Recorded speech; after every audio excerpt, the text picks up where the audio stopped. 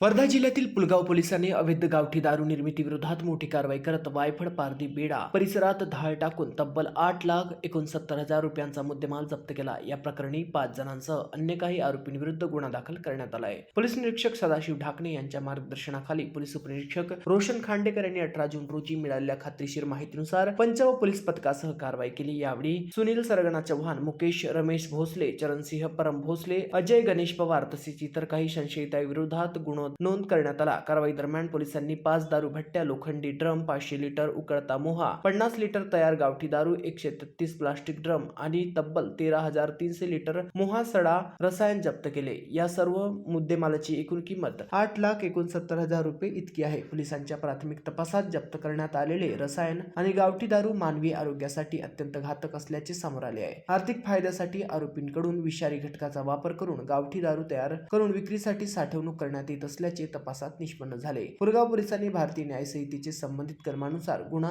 दाखल करून पुढील तपास सुरू केला आहे। महाराष्ट्र टीव्ही 24 करिता संतोष देशमुख, वर्धा।